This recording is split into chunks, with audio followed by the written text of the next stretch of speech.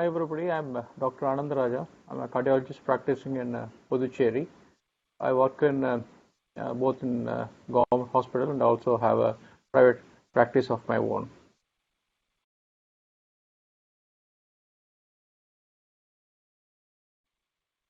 Yeah, so what is coming to first, what is heart failure? So heart failure is basically inability of the heart to pump enough blood to meet the requirements of the tissues, that is all the organs. So this is the definition of heart failure.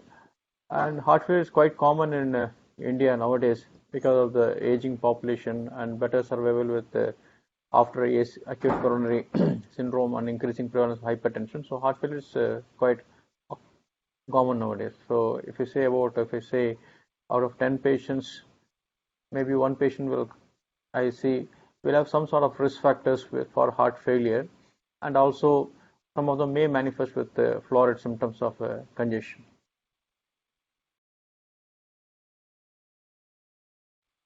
Yeah, I mean, at treatments, most of the patients will be having risk factors of diabetes, heart hypertension, or maybe consume alcohol, or patient having coronary artery disease.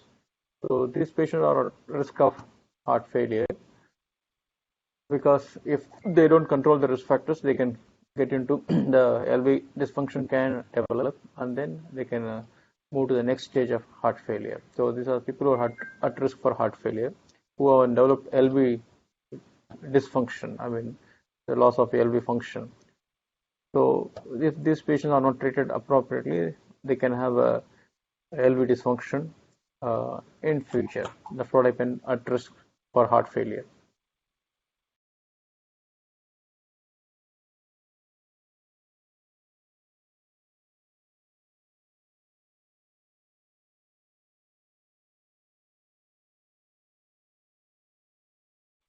Yeah, heart failure we have to treat quite effectively because otherwise got a very high mortality.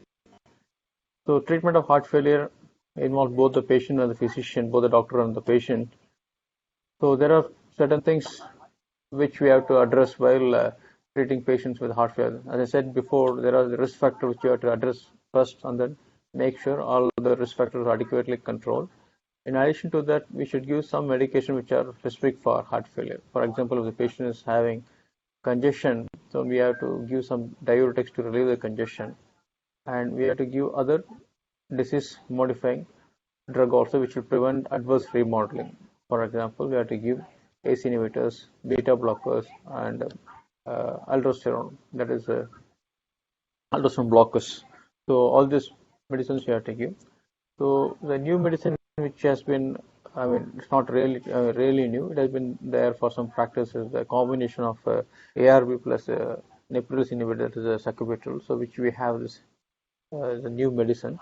So this medicine has been shown to be superior to ACE inhibitor enalapril in studies, and there are a lot of data subsequent which has come out which says this drug is definitely good for patients with heart failure, and this has been shown to decrease the mortality, decrease the hospital readmissions, and all those things. So this is a new drug.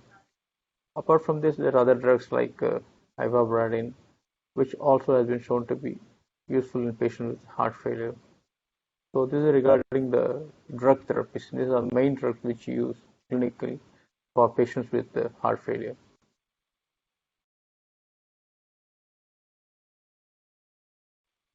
Yeah, so the message is to live with heart failure, so we have to mainly make sure so all the risk factors are optimized, optimally controlled. So all the diabetes, hypertension, and disease, all of them should be optimally controlled.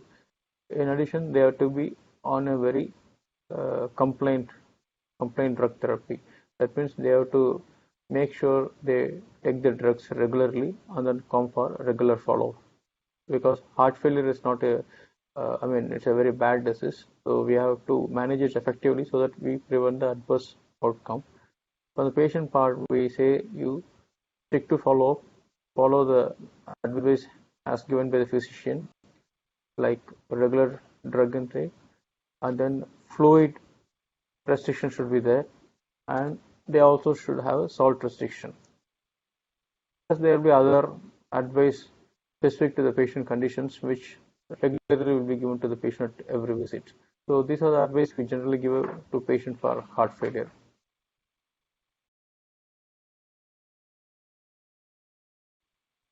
Yeah, basically we have to advise them about the risk factors which make them prone for heart failure, like adequate control of blood pressure, then avoidance of risk factor or optimizing risk factors which are already there for coronary disease, because coronary disease is nowadays one of the most common cause of LV dysfunction, and rheumatic heart disease nowadays is very decreasing incidence is there.